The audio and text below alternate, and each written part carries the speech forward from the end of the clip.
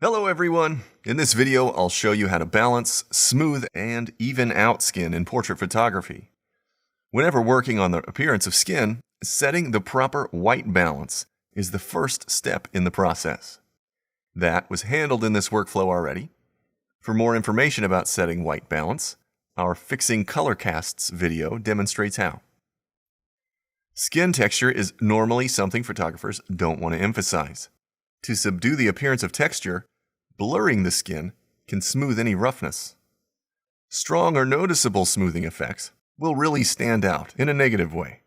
Improve a photo by minimizing the appearance of texture, but still leave the skin looking natural.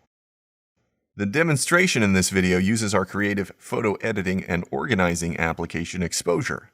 If you don't already own Exposure, check out the free trial from our website.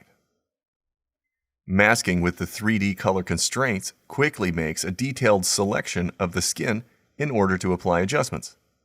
Select Add Layer for the skin smoothing adjustments.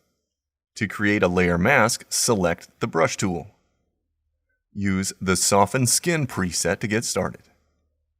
Notice the mask thumbnail is black. That means the effect on the layer is not affecting the image. Using the color constraints, set parameters for the mask boundaries. Set the hue with the eyedropper. Click Show Mask to display a red highlight over the masked area. Move the handles to adjust the tone ranges selected in the mask. Use the Brush tool to seamlessly clean up the mask, like where the hair is selected. Learn more about creating masks with these controls in our 3D masking deep dive video. With the mask set, dial in the skin smoothing effects to work with the image. Hover over the image thumbnail in the Layer panel to view the layer's adjustments.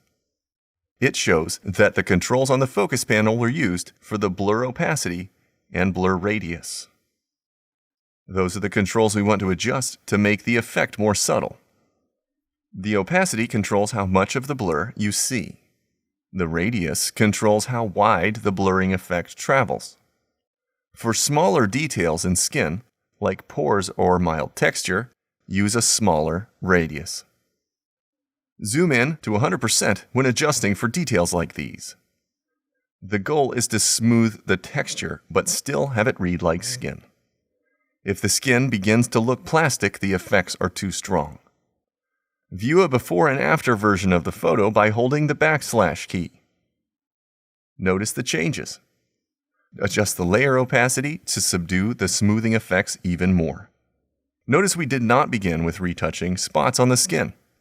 Larger, darker blemishes on the skin can be retouched using the Spot Heal tool, but that's only needed for prominent distracting marks. Skin smoothing effects will subdue the appearance of smaller blemishes. If you want to learn more about detailed retouching, check out our Portrait Touch-Up video. There are a lot of reasons for uneven skin tones in portraits. Skin can show blotches when people are too hot or cold, if they have dry skin, or if they're uncomfortable.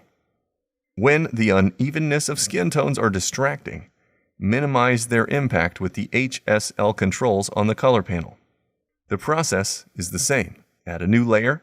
Name it Red Skin.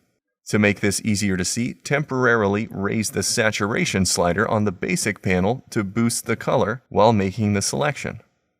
Select the red areas using color constraints. Set the hue with the eyedropper, then make adjustments to narrow the colors and only select the redder areas of the skin. Now set the saturation back to normal. Open the Color panel and use the Hue Targeted Adjustment tool.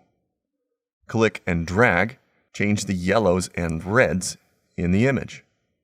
If the model is flushed, consider also reducing the saturation in specific tones. Another aspect of uneven skin tones is shine. Shiny spots on the skin can be reduced or eliminated in exposure. It's another common occurrence in portraits.